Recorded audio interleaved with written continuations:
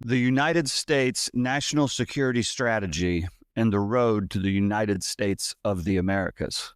That's what we're going to talk about this week on Milkshakes, Markets, and Madness.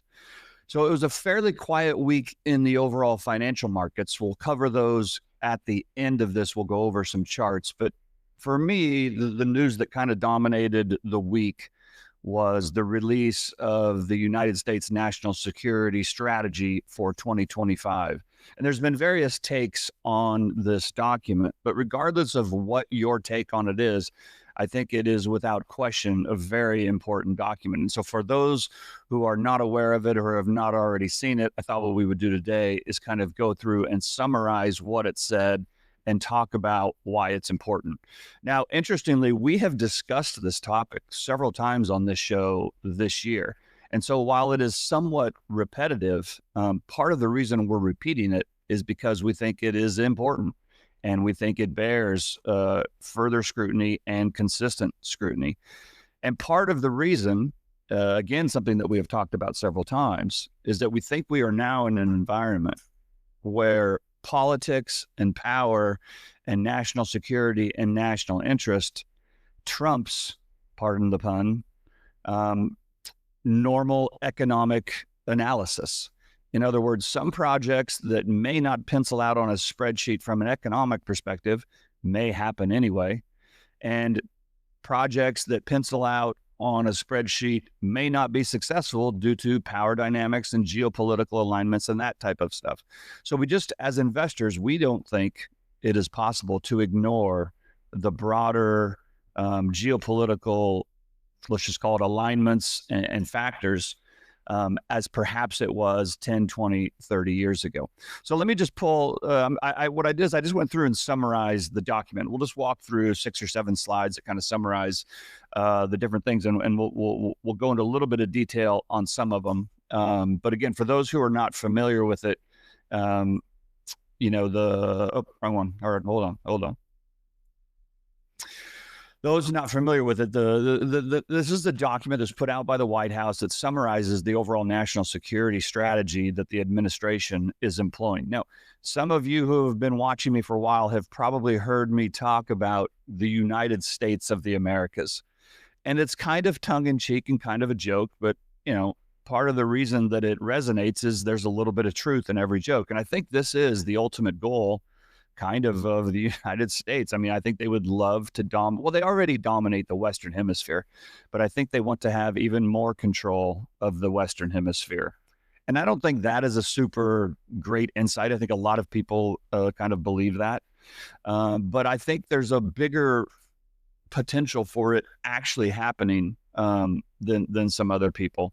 And so we'll talk about what some of those reasons are. But just from a big picture standpoint, here's the executive summary of this document, essentially saying that the strategy shifts to core national interests and U.S. primary drivers or U.S. sovereignty as primary drivers. For years and years and years, the rules-based order was a somewhat multilateral strategy, which favored many countries in the West rather than just the United States. But that, with Trump coming in, that has been torn apart and rewritten.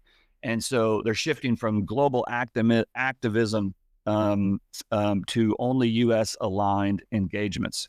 And this is a strategy of a singular economic, industrial, and technological strategy where rather than doing all these in siloed events, it is a coordinated effort. And finally, they're going to prioritize deterrence rather than intervention, and clarity, being very specific about what they're trying to achieve as opposed to expansive commitments around the world. I mean, that's the summary. Again, these are words. We'll see whether these actually play out, but this is what the document is saying. As far as the core national interests, again, they are only going to do something that has a direct benefit to the United States. It's no longer for the greater good. It's for the greater good of the United States. And then only going to engage when it's justified and it strengthens the United States in some way or provides more security. And it is now a transactional relationship. We're going to do this for you, but in exchange, we are going to get this. And again, it's more of a transactional, one-on-one, unilateral form of governance as opposed to multilateral. And obviously, the goal is to reduce long-term engagements, especially military, if there is no predefined goal of outcome. Now, as far as the Western Hemisphere goes, and this gets back to the United States of the Americas, this is kind of people have declared it, rather than the Monroe Doctrine, it's the Donroe Doctrine, and I think that's right. But I think, as we have said many times on this show, even though this is all happening in the Western Hemisphere, or the focus is going to be in the Western Hemisphere, it's still about China, right? That's what all of this stuff is about, this big, great game between the global powers who are fighting for dominance. And even though the focus is on the Western Hemisphere, it is about containing China and keeping them out of our sphere of influence. And again, I don't think that's some great insight either. I think many people realize that. But I think the forcefulness which they are going to do it is what is new here. And again, they're going to emphasize border security, migration control, and regional stability. And they've said that they're going to strengthen the cooperation with established regional partners. That means in the Western Hemisphere. But they also said that they're going to establish, relationships with new partners. So, when you've seen, Trump has already sent envoys to Panama and Guatemala and El Salvador. And I think that is going to continue to happen. And I think this is going to become a much more integrated region than it has previously been. And, they specifically said, we will prevent non-hemispheric powers from establishing, a foothold in the Americas. And I mean, that is a direct reference to China. China made great inroads to Argentina. That is over. They made great inroads in Panama. That is over. They made great inroads into Venezuela and Peru. That is on the way to being over. And I think, the presence of the U.S. military in the Caribbean is a pretty good indicator of how seriously they're taking it. And I think there's a lot of people out here who view this as a retreat, and as the U.S. can no longer enforce its will on the whole world. And first thing I'd say is, I don't know that the U.S. could ever enforce its whole will on the rest of the world, but it certainly had the ability to do it to more than any other country. And the idea that they no longer will do that, I think, is a misread of this document. There is no question that they are prioritizing the Western Hemisphere, but nowhere in there did they say they will no longer be involved in other areas if it is in their interest to do so. So I think anybody who has read this as a strategic retreat and something that the United States can no longer, enforce, or at least exert its will in other parts of the world, is to misread the document. But there's no question that the Western Hemisphere is the primary priority. Now, the part that generated probably the most firestorm and the biggest comments was its attitude towards Europe. And if you actually read what they said, on the one hand, it's totally rational, but on the other hand, it's a bit shocking just because it's never been said out loud before, especially by the leadership of the United States. And what they said is, Europe remains, important, and it's a long-term ally, but it is no longer the automatic centerpiece of global strategy. And here's the thing is, now people are somewhat criticizing this, but at the same time, they've always criticized the United States for meddling in other parts of the world. And so now that the U.S. is saying, well, no, you know what? You need to take care of yourself. Now people are upset about that as well. So it's a little bit of hypocrisy there. But again, this part of the document probably created the most headlines and most quoted lines. And it's it really goes back to NATO, the commitments and the burden sharing. Earlier this year, Trump, basically demanded that European countries spend 5% of their GDP on national defense rather than relying mostly on the United States. And, that seems a pretty logical, thing to me. The idea that the United States should fund and provide all the military defense for Europe is a bit silly. And I think it's hard to argue against that. And so I think, Europe is now going to be forced because this is not the Europeans deciding to do this. They should have decided to do this years ago and never did.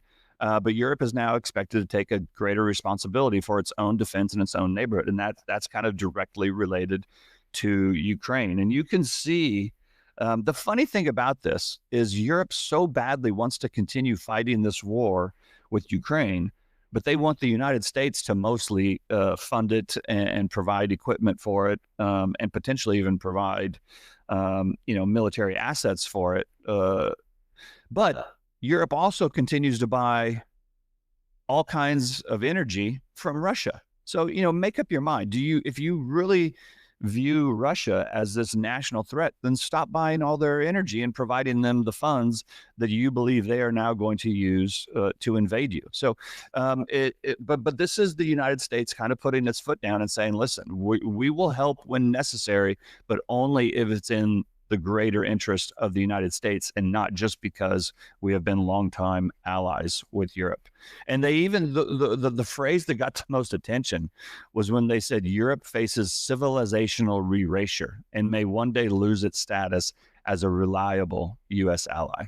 So I think, that's obviously, created some hard feelings between some of the European leaders and the United States. But one thing I would say here is, I think even though the United States has been the primary power since World War II, I think in many ways the Europe, or at least certain factions within Europe, have still continued to kind of turn their nose up at the crude Americans who just don't quite understand how powerful Europe actually is, and to a certain extent, have continued to think that we're just a bunch of cowboys who don't really understand the world and culture, et cetera, et cetera. So I think this is a bit of a wake up for Europe as far as what they are going to need to do if they want to maintain their place in the world. And I think they've got a very long road to go to do that. As far as Indo-Pacific and Taiwan, this is where, again, the U.S. has not said we are retreating from this area. They actually say in there, Taiwan remains a central deterrence focal point.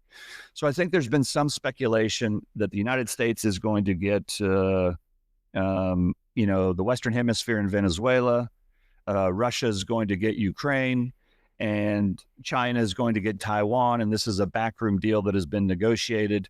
And listen, is that impossible? No, that's not impossible. I mean, I certainly think we're going towards a regionalization rather than globalization, but I don't think it's a given. And I have a hard time believing that at this point, maybe some point in the future, but I think if it was decided right now, I don't think the United States would just abandon Taiwan because there's some backroom deal. Again, I can't say for sure, but I think if you actually read this document, what it says, rather than what you think you want it to say, it's not quite as clear as many people think. And again, it says in there the U.S. opposes this unilateral change in the Taiwan Strait, and they have specifically said we will maintain military overmatch so that no adversary miscalculates and triggers a conflict in the arena or in the area. So, when you say you are going to maintain military overmatch, that's not exactly saying we are going to shrink back into our domestic market and you guys just go do whatever you want to do. But I think that rather than just being the world's police, it is now going to be more targeted, incursions, so to speak.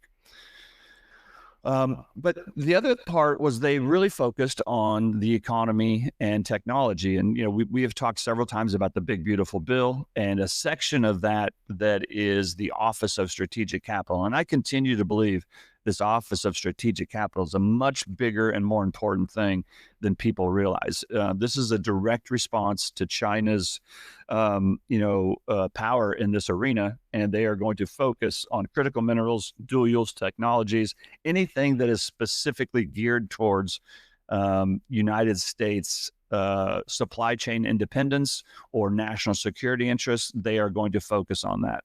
And whether that will work perfectly, it probably will not work perfectly. But the fact that the United States now has its goals squarely focused on this arena, I think should make the rest of the world kind of wake up and take notice to that. I mean, when they say we will rebuild the American industrial base with a particular focus on critical minerals, semiconductors, maritime logistics, and dual use manufacturing, I don't think you can ignore that. Again, I don't think you can just accept it as a given that it's going to work perfectly, but to say that it won't work at all and that the United States' best days are behind it, I think is being extremely naive when you think about the ramifications of it. Another interesting part was the reduced Middle East focus. But again, I think some are misreading this. They didn't say we are no longer going to be involved.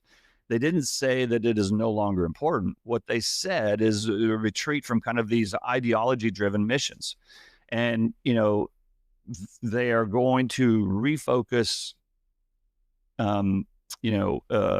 power in other directions, but it didn't say they are going to ignore anything. And I think the idea that if some kind of a conflict broke out in the Middle East, that the United States would just sit back and let it happen, I think that's probably wrong.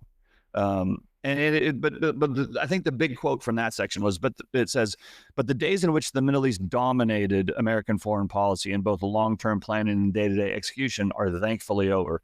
And I think if this turns out to be the case, many people will be happy about this. I think we have been involved in much too great of an extent in the Middle East. I don't think that we're pulling back, but if we did, I don't think too many people would be too upset about that. But it goes on to say, not because the Middle East is no longer matters. And again, I think that's a very important. They're not saying it's not important. They're just saying that because it is no longer the constant irritant, because of some of the progress they have made and the relationship that Trump has with some of the players in the region, that is no longer a potential source of imminent catastrophe than it once was. But that's not to say that if something broke out, that they would not, then refocus on this area. So I think be careful as far as saying what it says and what it doesn't say. And then finally, Africa. I think this is rather interesting because, it said Africa is viewed through a lens of strategic competition and selective engagement. There's no question that China has made great inroads into into Africa over the last couple of decades. And that has probably been to the detriment of the United States from a strategic standpoint. But I think while they will still kind of prioritize important parts of opportunities that they see, it is not necessarily going to be a focus because the focus now has been more in the Western Hemisphere. But to the extent that partnering or having some kind of a relationship or some kind of initiatives with Africa is a way to either thwart China or prioritize and influence or keep China's influence from growing, I would expect that they will probably continue to do that. But finally, just in summary on this, it's definitely without question a narrower interest first doctrine, and it replaces, kind of the global police mantra that it had for many years. It focuses on sovereignty, deterrence, and economic power. More of a prioritization of the Western Hemisphere as the rest of the world. And I think the commentary that has been that this is the United States retreating, I think is the wrong framework. Retreat kind of implies that the United States no longer has a choice and this is being forced on them.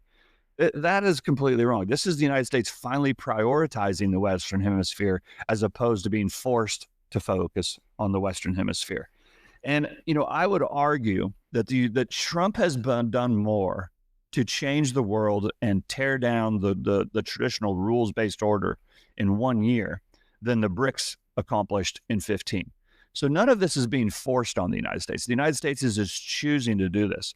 And I think when you frame it as a retreat, you're misunderstanding what's actually happening. This is the United States choosing to go about it this way. Nobody is forcing them to go about it this way. And if they were to decide to do something different in the future, I don't know that there's anybody that could keep them from doing it. or at least nobody that could stop them from at least trying to do it. But listen, if the United States really does pull back to the Western Hemisphere and it becomes less involved in other parts of the world, that wouldn't necessarily be a bad thing. And if I'm wrong about them still wanting to influence things on the other side of the world that aren't directly related to the Western Hemisphere, I'll be totally fine with being wrong about that. I think in many ways these national priorities are appropriate, and it's going to be really interesting to kind of see how this plays out in the year ahead. But I do think, going back to the Western Hemisphere, I think the Western Hemisphere is going to become much more integrated than it historically has been. Now, whether it ever becomes the United States of the Americas, I suppose, that's perhaps a bit much. But I do think that is the direction in which it is headed. So anyway, if this is the first time you're hearing about this kind of stuff and you like this topic, check us out at santiagocapital.com. You can also go to research.santiagocapital.com, which is where we write about a lot of this stuff. We've kind of focused on the intersection of geopolitics, capital markets, and the madness of crowds. And so we would love to have you join us over there. Now, the other thing, I wanted to run through some charts here. Let me pull these up here. We won't spend a lot of time here, but I'll just kind of show you what I'm thinking right now. So this is the VIX, and you can see, the VIX is back down as its lows. Had a little bit of spike in November. We got a little bit of a correction in the markets. Didn't last very long. And now the VIX is back basically at the lows of the year. The other thing is if we look at the put-call ratio is now basically at the lows of the year and pretty close to as low as it's been any time in the last 10 years. So there's not a whole lot of fear in the market right now with the VIX at 15, the put call ratio near its lows. There's not a lot of people expecting great volatility. That's one. If we go to here's a chart of the Dow. I haven't. This is my first chance looking at these this week, or in the last couple of days. So you're going to see kind of what I see for the first time. But you all know I was expecting a correction in Q3. We never got it. We did get a little bit of a correction here in November. Pulled back to the 100-day moving average, bounced perfectly off that, and has now started to retrace higher. When I look at the stochastics and the RSI, they're both kind of in neutral territory. So nothing is really jumping out at me as far as a dramatic change in short order on this chart. If we go to the S&P 500, we see the exact same thing. This correction that we got in November, this is what I was expecting back in September, October. I thought we were going to get this pullback to this, 10 100-day moving average, maybe even the 200-day moving average, back in this area. But it took a couple more months to develop, and it kind of hit there and it bounced perfectly off of it. Same thing as if we go over to the NASDAQ. We didn't get a correction in Q3, but we sort of got one here in Q4. Again, bounced perfectly off the 100-day moving average. Stochastics came down a lot and have rebounded. Relative strength is kind of in neutral territory. Stochastics crashed in November, but now they're on the rise again. But nothing really jumping out to me on these charts right here. This one is starting to get interesting. So the reason is because the Russell, it actually broke the 200-day moving average, and then it's had a huge rebound higher, is now at the high of the year.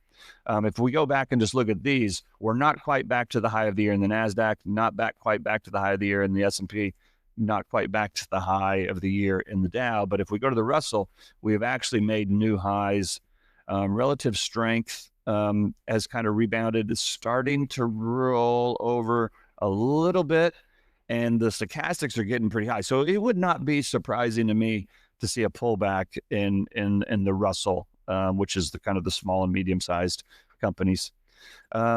This is a pretty interesting chart. So this is the gold versus the commercial shorts. Now the problem with this is these are very delayed due to the government shutdown.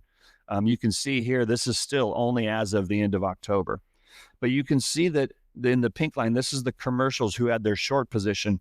As gold rallied in October, you can see this commercial short position was getting closed out. So they were covering their shorts. Now, You can also see though that, as you know, October 21st was when gold made its high, and that's kind of when this made its, and this is starting to turn back down. So I'm really curious to see what this looks like as this new information gets released. And the same with silver. Silver looks to be, the big move looks to be driven by commercial short covering as well. In any case, that is what we have going on this week. Hope you enjoyed it. We'll be back again next week with another edition of Milkshakes, Markets, and Madness. Hope you guys all had a great Thanksgiving last week, and looking forward to talking to you again next one.